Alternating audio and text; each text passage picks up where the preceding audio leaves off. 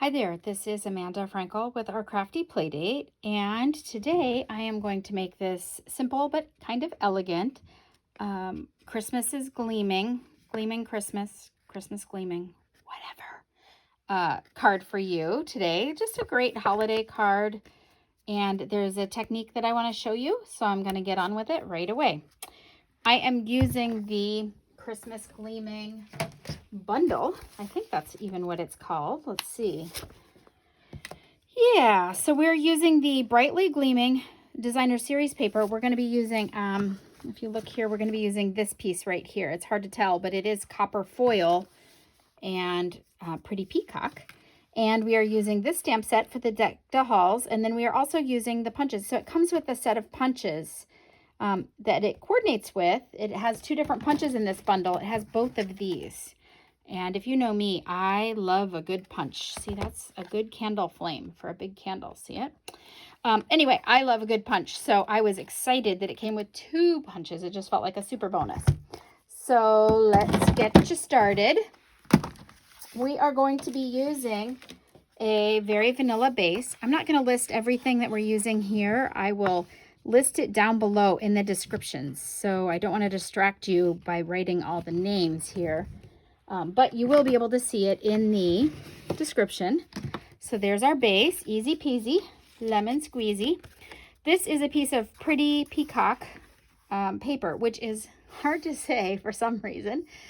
But this is one of the new in colors, and it is 3 3/4 by 5, which is a little smaller than I would normally do for a panel, but I wanted a larger vanilla frame. Okay, I wanted a larger one. If I had done a normal panel, it would be much closer and you'd see much less vanilla, and I really wanted that panel. So I'm going to go ahead and glue this in. I don't generally glue stuff in until I have stamped it, but since this piece is just a layer piece and it doesn't get stamped, it can go. It's going right now. I'm going to center it, stick it, and done. All right, setting that aside. Actually, I'm not going to set that aside. This is a piece of copper foil paper. I ran that behind it just to give it a little extra interest. It is 3 3/4 by 1/2, and I am going to glue that just below the midpoint of the card. And that's pretty easy too. I'm going to use a little liquid glue so it gives me a little finicky space. We're going to go right about here. What do you think? Good. It's easy to kind of make sure it's straight because you got the edges, so that'll work. And I'm just going to set this aside for right now because I do need to do some stamping. I want to make sure that it gets stamped in the same spot every time I do this card because I want to make sure that I have space for my punches. So the best way for me to do that is actually set it up right on my Stamparatus. So I have my little piece cut out for me here, and it is 3 inches by 4 inches. 3 by 4 is a great size to use for a panel for a card. It's this here. And you could use it like this, or if you even use it horizontally, imagine that it doesn't have anything on it here. It's a good size piece because, especially if you're using vanilla or white or black, because you can get those in 12 by 12 sizes, and a 3 by 4 goes into that size. You end up with no waste, which, as many of you know, it is my all-time favorite thing. To get this positioned exactly right, all I did was laid out my whole card on here, put my ornaments where I wanted them, and put my stamp on here and closed it. And then I knew right where it was going to land. So we can go ahead and do that as soon as I find my ink. Here we go. We are using pretty peacock ink. And the reason that I'm using, The reason that I'm using my Stamparatus for this is if I don't like the image, I can just re-ink it and stamp it right down again, and it will be perfect every time. And it's always going to be in the same place. So I'm going to put it closed, and 1, 2, 3, and then I'm going to lift. Just so you know, the Stamparatus comes with 2 different plates, so you really could do a lot of different things at once. But look at that. It's going to always fall in exactly the same place on the card. So that's perfect. And then you just clean the stamps the same way you always would. The Stamparatus plate, you just clean with the same kind of cleaner, and you're done. So this part is done, and that's pretty easy. So now I can go ahead and glue this on, and then I'm going to do some ornament magic for you. I'm going to teach you a really cool technique, but I have to bring my Big Shot in, so I don't want to do all this while I'm wobbling. Okay, good. Now, the next thing that I'm going to do is these ornaments. I should leave this here so you can see it, is these ornaments. The ornaments are just punched from that paper that I showed you, that brightly gleaming paper, which, by the way, I do love. It is a very, very pretty paper that I just put stuff on. And I don't need to teach you how to punch, right? You just turn over, stick the paper in, punch. So I went ahead and I punched out one out of copper and one out of the designer series paper. But look, oh no, it has this edge and I want it to have a copper top so that it really looks like an ornament. So the way I did that is I just grabbed a piece of scrap.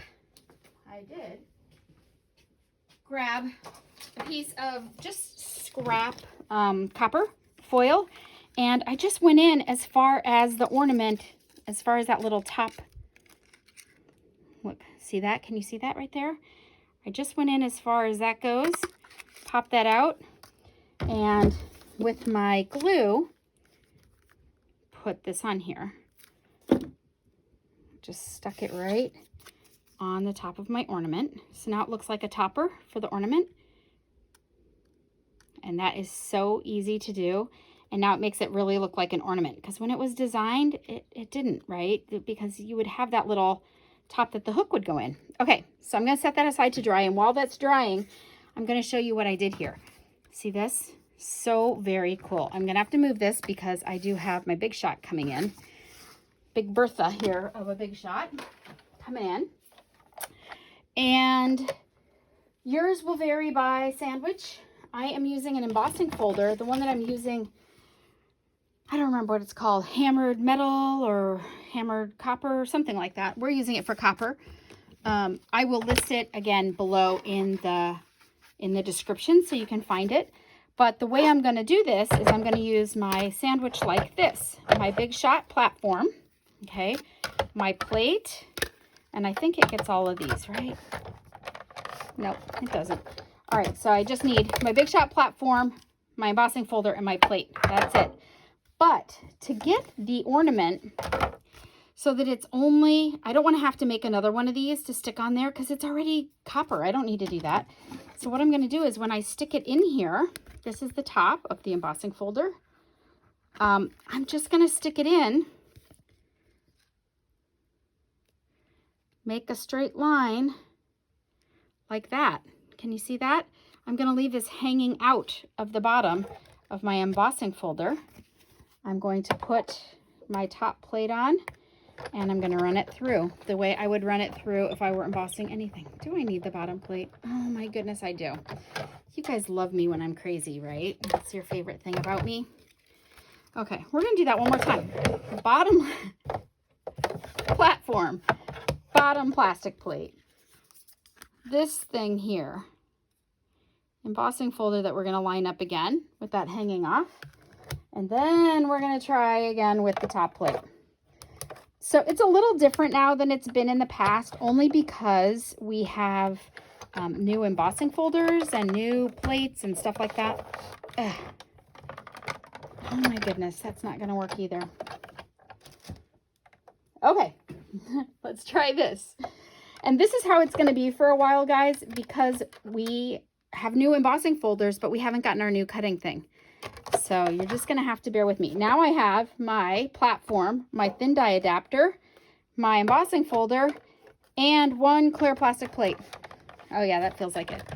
Yep, there we go. Okay, sorry about that. So that's what you're going to do, though, at home. You're going to check out your sandwich. I'm going to move that because it's giving you a little reflection to see exactly how you need to do it. And when I pull it out, it is going to be hammered metal just from the bottom. It's going to leave that top unscathed. I'm going to move those out of the way. Okay, so now you can see that we have our ornaments. Let's see if I can remember how I did this. This one is going to go down here, no problem. And this one is going to be up here. So I used liquid glue. Isn't that a great back too? That is fish scales, dinosaur skin, something like that. Very cool. All right, and this one's going to go down here like that. And then this one I'm going to pop up on some dimensionals because I can, because it's more fun. This is the back, which is also very, very pretty.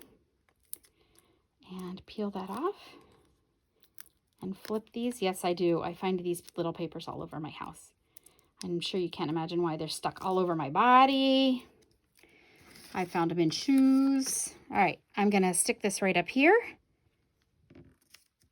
And the card is done and ready to go in the mail. Well, after I write in it. So there you go. That's all there is to it. So I hope you liked this little trick, and I hope you like watching me struggle a little bit figuring out my Big Shot platform sandwich, because that's exactly what you're going to have to do at home. You're going to have to play with it a little bit until you find what works for your particular cutting or embossing tool. And there you go. And you also saw how we used the Stamparatus, which is also very, very cool. Thank you so much for stopping by. If you do not have a Stampin' Up! Demonstrator of your own, I would love to be yours. Please just check in the comments below. It's got my website along with the list of all the items that I used here today. And I will see you soon. Bye-bye.